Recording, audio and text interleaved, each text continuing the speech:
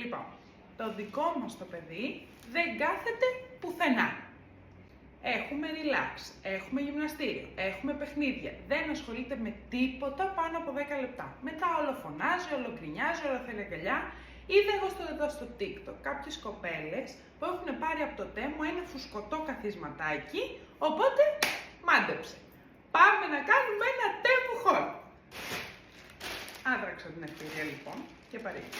Όλα είναι για τον baby. Φοράει παπούτσια. Δεν φοράει παπούτσια, όμως του πήρα κροξάκι.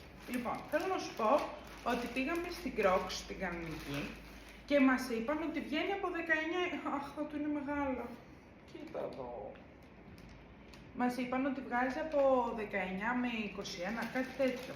Ο μπέμπης προφανώς δεν φοράει παπούτσια. Εγώ ήθελα να τα πάρω έτσι, για το καλοκαίρι. Για τα outlook του. Έχει και τέτοια μέσα, τέλος πάντων, μεγάλο θα του είναι. Τέλος πάντων. Εννοείται πως δεν θα πάμε θάλασσα. Και αν θα πάμε ένα απογευματάκι. Αχ, θα πεθάνω! Κοίτα εδώ! Είναι πετσέτα! Ρε, δεν μπορώ! Κοίτα, έχει και χεράκι. Τα γλυκούλικα, μωρέ. Μετά την παύση, διότι... μιλάνε. Συνεχίζω. Του πήρα και μαγιό, εντάξει. Μπορεί να μην κάνει πια θάλασσα, αλλά πώς θα τον πάω, δεν θα βγάλουμε φωτογραφίες με μαγιό. Πες μου λίγο, πες μου λίγο. Τι κόλλος θα μπει εδώ. Κοίτα, κοίτα. Και καπέλο.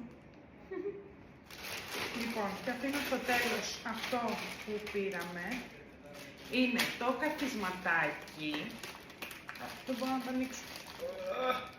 Γιατί σε κάθε haul να μην μπορώ να ανοίξω κάτι. Τέλος πάντων. Λοιπόν. Κάτσε. Είναι μεγάλο, ρε. Αυτό εδώ στέκεται έτσι μπροστά του.